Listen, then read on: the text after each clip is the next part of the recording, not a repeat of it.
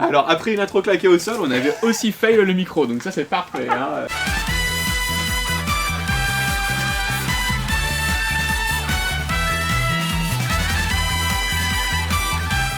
En tout cas, bonjour à tous et bienvenue sur la chaîne Willpower, je suis Magetsu, vous me connaissez déjà. Je vais essayer de faire une vidéo de manière un peu différente que la dernière fois. Je voudrais en fait donner un effet un peu plus, one man show ou stand-up. Ce qui est assez ironique en fait venant d'un mec en fauteuil roulant. Bref, aujourd'hui on va parler de voitures de vroom vroom. Alors oui, là je tourne dans un décor un peu différent. En fait, la vérité c'est que je squatte le sous-sol d'un de mes potes. Ça me laisse un peu la possibilité de me déplacer comme ça et de bouger et de faire des gros zooms sur l'écran.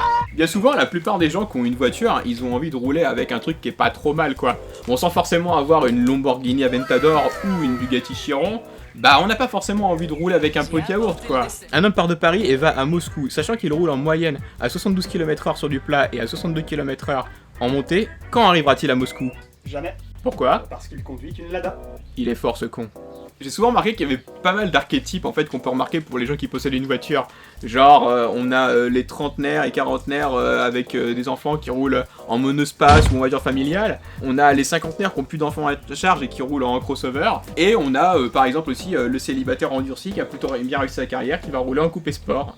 Mais s'il y a bien une catégorie en fait de personnes pour qui en fait on peut pas vraiment faire de classification, c'est bien les jeunes, je dirais ceux entre 18 et 25 ans. Parce que eux ils vont rouler avec à peu près la première bagnole qu'ils pourront acheter parce que bah ils ont pas forcément de thunes.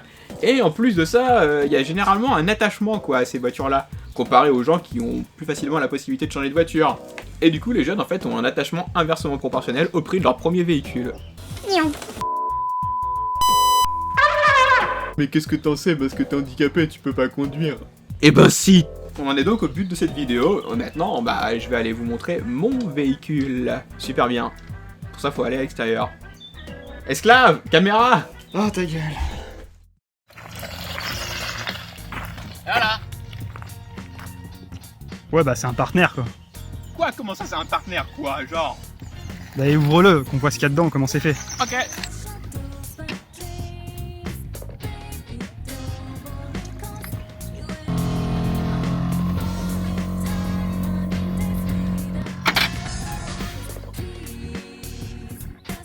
Voiture.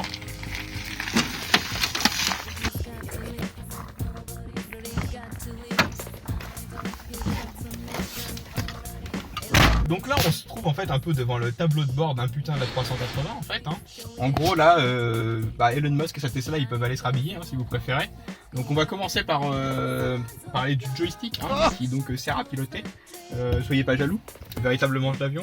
Donc c'est un joystick 4 voies qui permet en fait de faire l'accélération, le freinage et la direction du véhicule.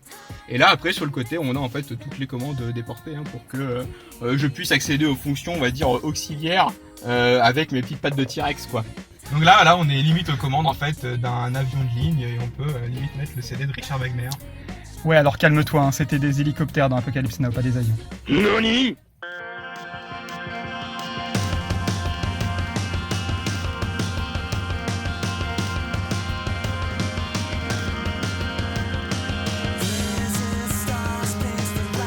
Alors on constate que quand je tourne le volant, quand je tourne le joystick, le volant tourne aussi. Hein, voilà, le joystick est monté directement sur la direction de la voiture, mais c'est le retour de pression en fait qui fait que le volant il tourne lui aussi en fait.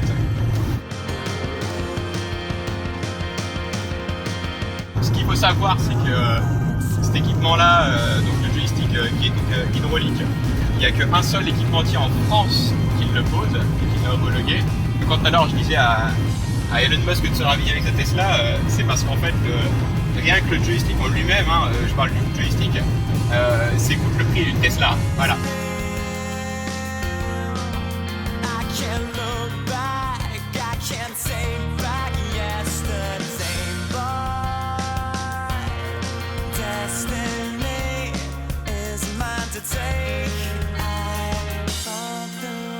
Magnifique rond-point, on va voir le volant bouger.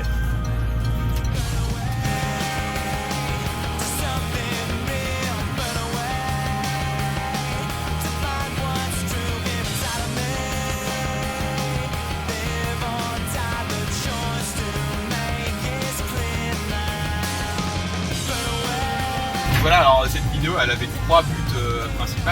Le premier c'était genre en fait de montrer que c'est pas parce que on a des difficultés qu'on peut pas faire certaines choses.